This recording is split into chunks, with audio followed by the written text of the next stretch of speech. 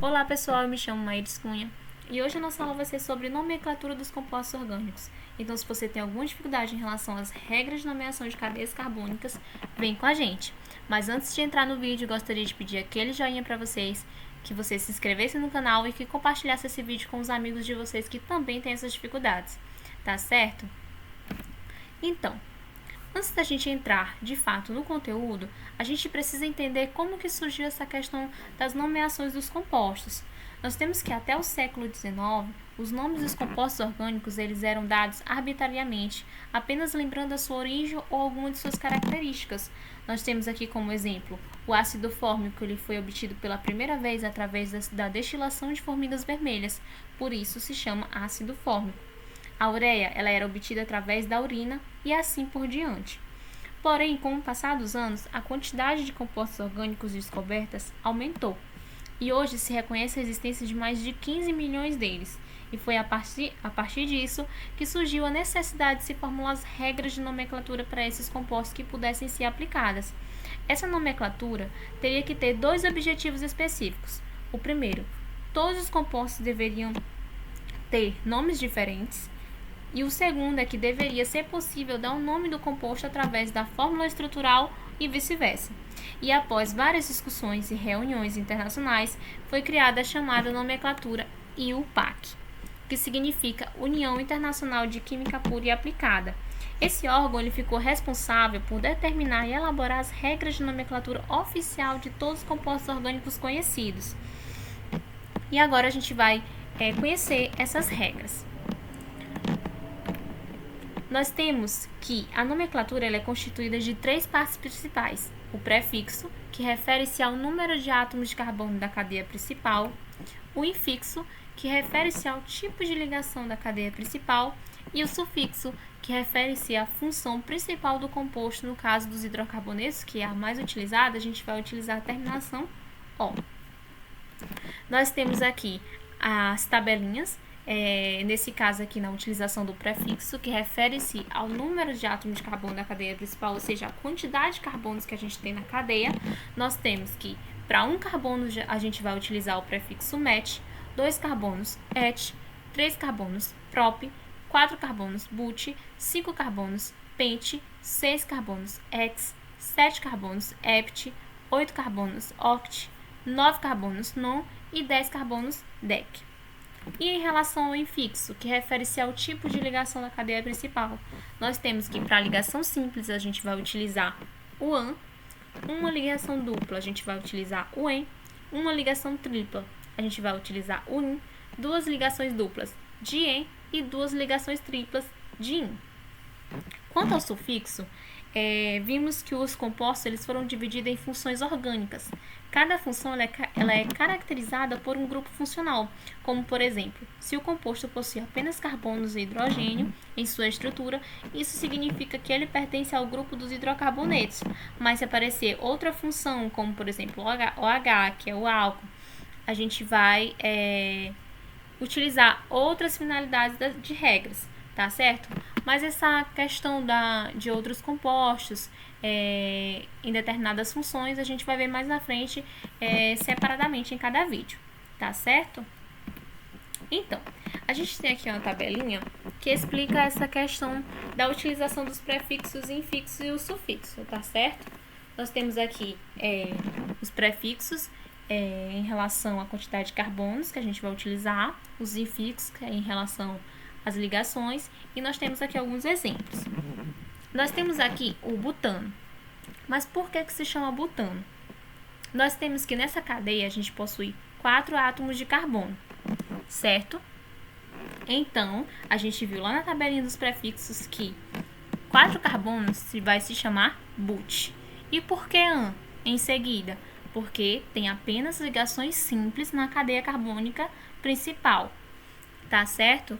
E a terminação O, que é a terminação dos hidrocarbonetos. Por isso se chama butanol. A mesma coisa em relação ao outro exemplo. Nesse caso aqui, a gente vai chamar propeno. Por que propeno? Porque há 3 átomos de carbono na cadeia principal e o prefixo vai ser prop.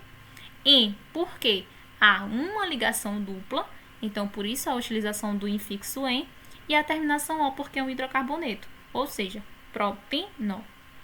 Mais abaixo a gente tem o propadieno. Por que propadieno? Porque há 3 átomos de carbono na cadeia principal, por isso prop. Dien, porque há 2 ligações duplas. E a terminação O, porque é um hidrocarboneto.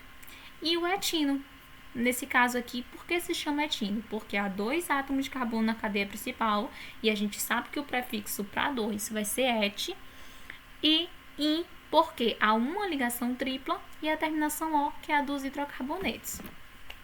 Então, a gente vai conhecer aqui outras regras de nomenclatura em relação aos compostos de cadeia ramificada. Sim, aquelas regrinhas básicas são para cadeias normais, certo? Sem ramificações. A gente vai conhecer essas questões das ramificações agora, certo?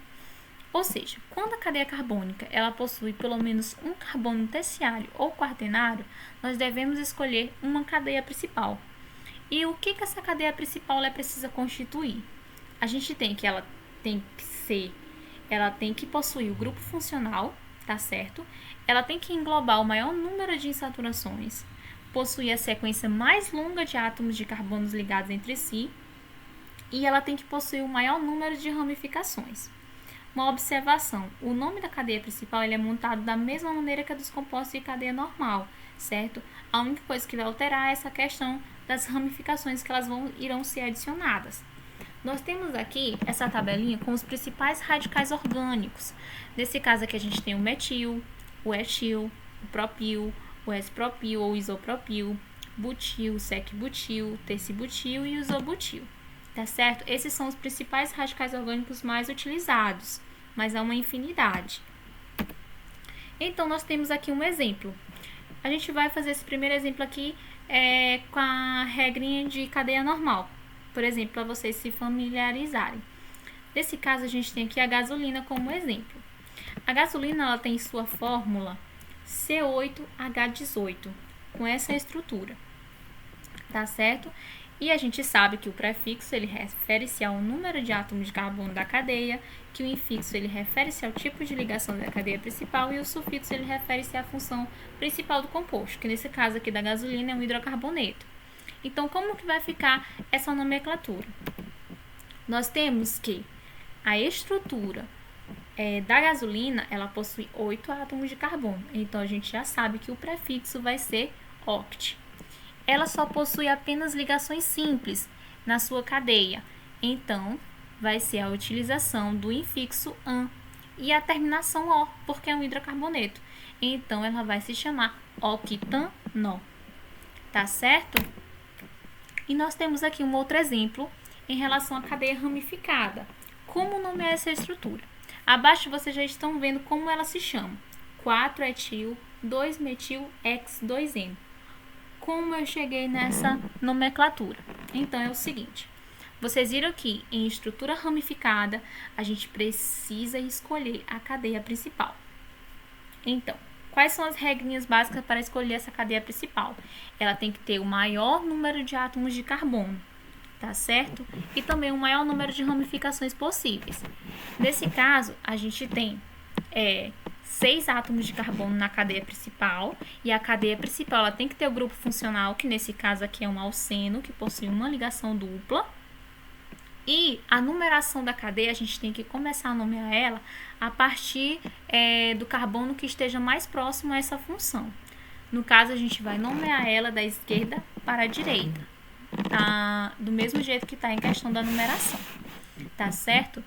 E a gente vai nomear também as ramificações. Nesse caso, também vai ser de acordo com em ordem alfabética. Então, a gente vai utilizar, a gente já numerou, no caso de 1 a 6, então a gente vai para as ramificações. A gente viu que no carbono 4 a gente possui uma ramificação etil. Então, vai ser 4-etil, 2-metil, porque no carbono 2 há uma ramificação metil. X, por que X? Porque há 6 átomos de carbono na cadeia principal. 2, porque o grupo funcional ele está no carbono 2. N, porque há uma ligação dupla na cadeia principal. E a terminação O, que é um hidrocarboneto. tá certo? Eu espero que vocês tenham gostado da nossa aula e até o próximo vídeo.